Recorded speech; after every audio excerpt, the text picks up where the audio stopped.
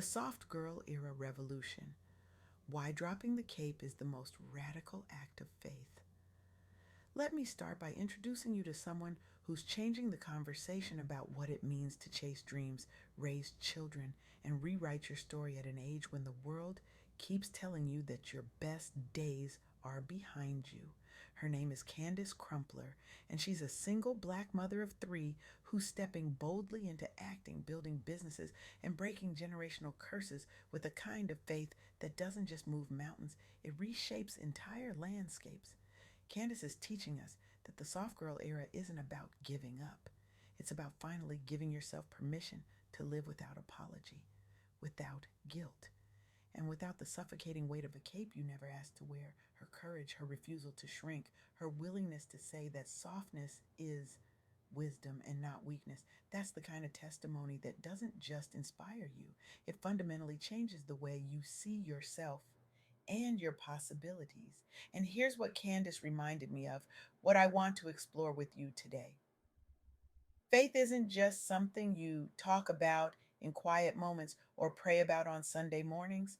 Faith is the thing that shifts your entire path when you're standing at the intersection of exhaustion and possibility, wondering if you've got one more audition, one more pitch, one more reason to believe in yourself left in you. Faith is what happens when you stop performing strength for everyone else and start practicing softness for yourself.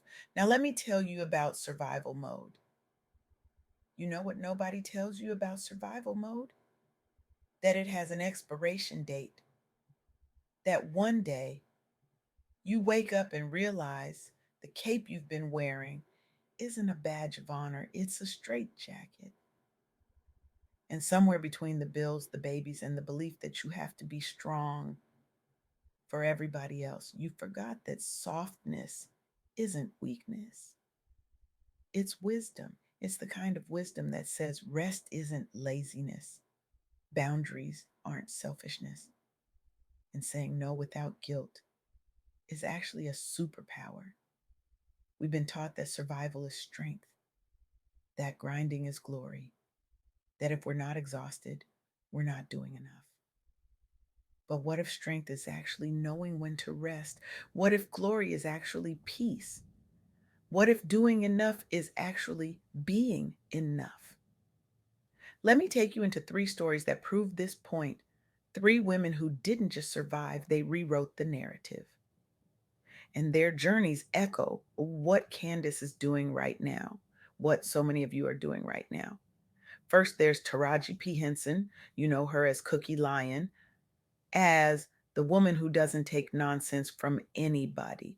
But before the Golden Globe, before the Oscar nomination, before Empire made her a household name, Taraji was a 20-year-old single mother in Washington, D.C., trying to figure out how to feed her son and chase a dream that felt impossible. She moved to Los Angeles with $700. 700. Now think about that for a moment. $700, a baby, and a dream. She lived on welfare. She got evicted. She worked side jobs while studying acting, showing up to auditions even when the industry kept slamming doors in her face because she was black, because she was a mother, because Hollywood didn't think she fit their narrow, suffocating definition of what a leading woman should look like. But here's the thing, Taraji didn't let the rejection rewrite her story. She shifted her focus. She leaned into faith driven persistence. She kept honing her craft, kept showing up, kept believing that God had a plan, even when the plan looked like poverty and closed doors. She worked side jobs that had nothing to do with acting. She studied her craft in between shifts. She auditioned again and again and again, even when every logical voice in her head told her to give up. And then Baby Boy happened in 2001. Then The Help, then Empire. She didn't just break through. She shattered every barrier in her path with unyielding passion and a refusal to let circumstances define her destiny. Taraji's story isn't just about Hollywood success, it's about what happens when you stop waiting for permission and start walking in purpose. It's about breaking generational poverty cycles. It's about showing your babies that dreams don't have expiration dates. And that faith, real faith, moves mountains, even when you're starting with $700 in a prayer. She proved that passion beats odds when you focus on God's plan over your circumstances. She proved that faith shifts your path to health and victory, no matter your age or your load. And she did it all while being a mother, while being told she was too black, too bold, too much. Then there's Viola Davis. If Taraji's story is about persistence, Viola's is about transformation. She grew up in Rhode Island's projects, one of six siblings, in a home marked by poverty and an alcoholic father. She survived childhood molestation. She couch surfed in New York City while grinding through auditions, facing colorism and typecasting at every turn. Hollywood didn't want her because she didn't fit their narrow definition of what a Black woman should look like or sound like. Let me pause here because this is important. Viola wasn't just facing rejection, she was facing an industry that looked at her and said, "You don't belong here. You're too dark. You're too real. You're too much." And she could have believed them. She could have let that rejection define her. But Viola pivoted her mindset. She centered herself in God given resilience. She pursued education at Juilliard, one of the most prestigious acting schools in the world. She networked fearlessly despite the rejections. She kept showing up. She kept believing. She kept transforming pain into power. And she didn't just succeed, she became a Triple Crown winner, sweeping the Emmy, the Oscar, and the Tony. She starred in Fences and How to Get Away with Murder. She launched Juvie Productions, a production company dedicated to telling stories that Hollywood had ignored for decades. She turned trauma into triumph. And she did it all while modeling what it looks like to focus on faith instead of fear. Viola's impact goes beyond awards. She revolutionized representation for Black women in film. She gave permission to every woman who's ever been told she's too much or not enough to claim her spotlight anyway. She proved that when you shift your focus to God's plan over your circumstances, you don't just survive, you thrive, you transform, you rewrite the rules. And then there's Gabrielle Union. Gabrielle's story starts with trauma. At 19, she survived rape. She carried that wound into an industry that didn't care about her healing, only her hustle. She transitioned from modeling to acting, navigating sexism, single parenting after divorce, and the constant scrutiny that comes with fame. She could have let that trauma define her, and she could have let the industry's demands break her. Instead, she embraced faith. She shifted her focus to healing and hustle, but not the kind of hustle that grinds you into the ground. The kind of hustle that's rooted in purpose and guided by faith. She launched the Talenta hairline. She kept auditioning. She kept building. She starred in Think Like a Man. She authored bestsellers. She built multi-million dollar brands. She defied every curse that tried to claim her with bold, God guided reinvention. And she did it all while empowering Black professionals, especially mothers, to pursue their dreams unapologetically in entertainment, in business, in life. She showed us that healing and hustle aren't opposites, they're partners. And when you let faith guide both, you don't just build a career, you build a legacy. These three women, Taraji, Viola, Gabrielle, they didn't just beat the odds, they rewrote them.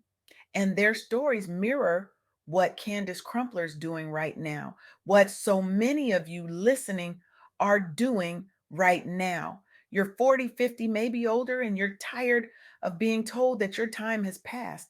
You're tired of wearing the cape. You're ready to step into your soft girl era, not because you're giving up, but because you're finally choosing yourself. And here's what I need you to hear: faith shifts your path to health and victory, no matter your age or your load. Passion beats odds when you focus on God's plan over your circumstances, and you break curses by chasing dreams boldly as a parent. as an entrepreneur, as an artist, as a woman who refuses to shrink. Candice told me something that I can't stop thinking about. She said that at 40, as a single mother of three, she's learning that softness isn't about being weak. It's about being wise enough to know that you don't have to carry everything. That saying no without guilt is a superpower. That resting without explanation is a radical act of self love. That your soft girl era isn't about doing less.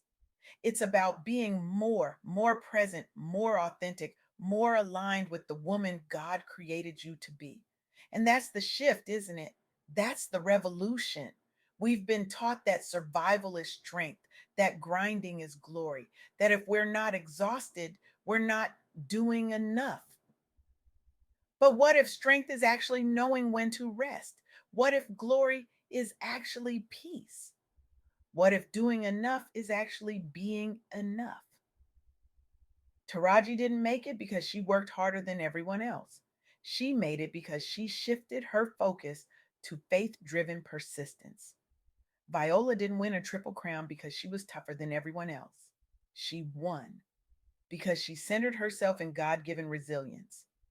Gabrielle didn't build an empire because she hustled more than everyone else. She built it because she embraced healing and let faith guide her hustle. And you're not going to make it because you're stronger than everyone else.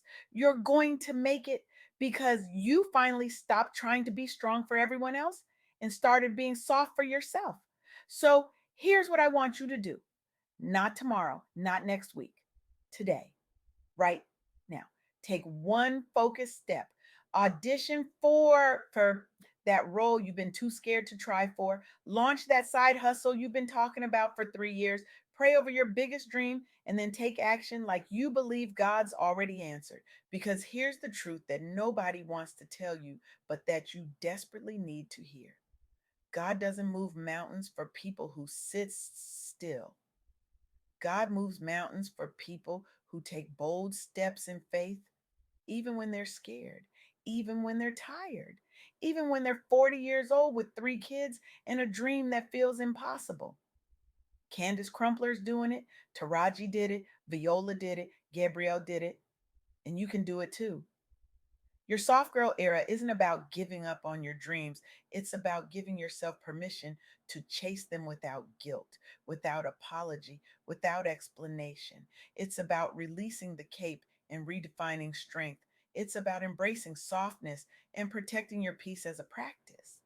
It's about healing in real time and turning your survival into something sacred. You are not too old. You are not too tired. You are not too late. You are right on time. And the world, your babies, your community, they need you to step into your purpose with the kind of bold, faith fueled focus that breaks curses and builds legacies.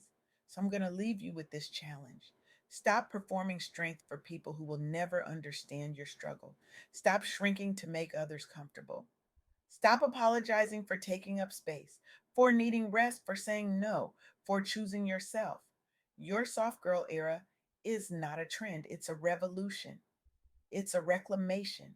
It's a sacred return to the woman you were always meant to be before the world told you that softness was weakness and rest was laziness and boundaries were selfishness. Take that step. Audition, launch, pray, act, heal, rest, say no. Say yes to yourself and watch God move mountains for you and your babies because your soft girl era, it's not just a moment, it's a movement, and it starts right now with you, with one bold, faith fueled, unapologetic step toward the life you deserve. Now go. Go and be soft. Go and be bold. Go and be free. The world is waiting for the real you, and she's been waiting long enough.